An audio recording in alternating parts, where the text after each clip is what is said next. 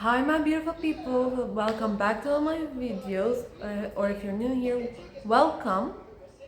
So today we're going to talk about God's purpose for us and the verses that justify it, that are proof for what He said He wanted from us. First, from the beginning, God created humans for relationship.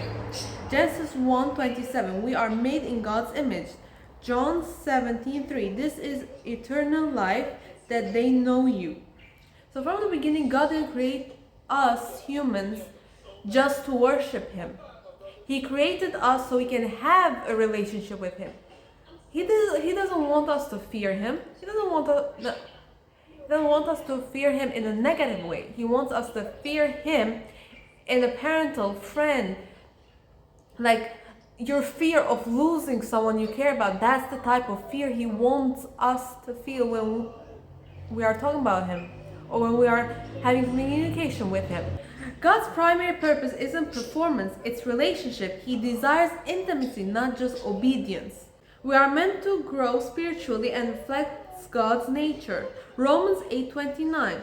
We are predestined to be conformed to the image of His Son. Galatians 5:22-23. The faith, the fruit of the Spirit, joy, love, peace, etc. God's purpose is transformation, becoming more like Christ in character and heart. We were meant to be our own persons, but we were also meant to reflect Him and Christ in our actions, in our daily lives. We're never meant to blend in with the world, to blend in with sin. We were meant to pull away from sin and end up in God's perfect image. We have to always reflect God. That's why we were made in His image, to reflect Him. Jesus summarized the entire law in 2 commandments: love God, love people, and the verse that justifies it, Matthew 22:37-39. And He said to him, "You shall love the Lord your God with all your heart, and with all your soul, and with all your mind. This is the great and first commandment, and the second is like it. You shall love your neighbors as yourself." Our purpose includes living out sacrificial, active love. The way Jesus commanded, He didn't say, "Oh, love your neighbors like you love anyone else." No, love them like you will love yourself. Sometimes when you're like egoistic, or when you see yourself, when you're full of pride, you're not supposed to keep it to yourself. You're supposed to love the person in front of you like you see yourself. That's why when sometimes the way that people treat you, people don't realize it, but sometimes when you're in a relationship or when you're in a friendship, you realize that, oh, I'm treating them well. Why aren't they treating me well as well?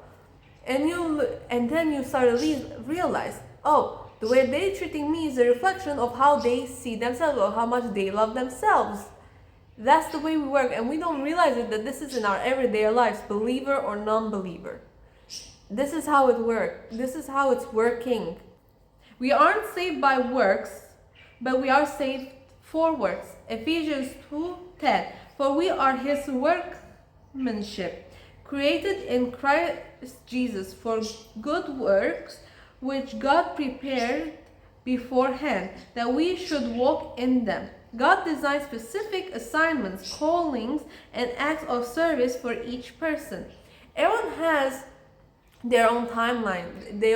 Everyone has their own dreams, their own measures, their own boundaries, and that's how we're not made to be like each other, like we like robots, or the way a phone functions. We're made to be our own person, to experience our own self, to experience our own work. We all have a purpose. We all have different purpose in life. We all have different dreams. That's how He made us. He wanted us to be different in our way. He wanted us to be unique. We aren't saved by working. We are saved for working, for putting in the effort, for putting in the act. That's how we are saved, not by works, for works. In the beginning, Genesis 1:28, and God blessed them, and God said to them, be fruitful and multiply, and fill the earth and subdue it, and have domination over the fish of the sea, and over the birds of the heavens, and over every living thing that moves on the earth. Humans were given responsibility to cultivate, guard, and govern under God's authority. This includes work, creativity, leadership, justice, caring for others. We were never meant to have the minimal work. We were meant to have the top work. We were meant to be Earth's guardians, Earth's protectors.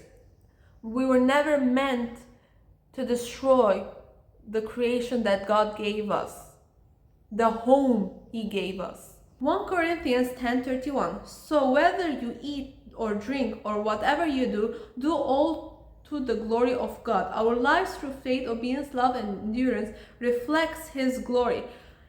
In whatever we're doing, in whatever action we're doing, our daily lives, breathing, eating, drinking, anything simple, we have to do it in order to glorify Him. We do it in His glory. We do it in His view, His love, His actions. When we do something, we're doing it to honor God, to glorify Him. God's purpose isn't limited to earth. Jeremiah 29:11. For I know the plans I have for you, declares the Lord. Plans for welfare and not for evil, to give you a future and a hope. Revelations 21:3-4. And I heard a loud voice from the throne saying, behold, the dwelling place of God is with men. He will dwell with them, and they will be His people. And God Himself will be with them as their God. He will wipe away every tear from their eyes, and death shall be no more. Neither shall there be mourning, nor crying, nor pain anymore, for the former things have passed away. His plan ends in restoration. No more death, sorrow, or pain. God's plan was never meant in how the world is working. No death, no tears, no grieving. He didn't want this on earth. He didn't want that for us.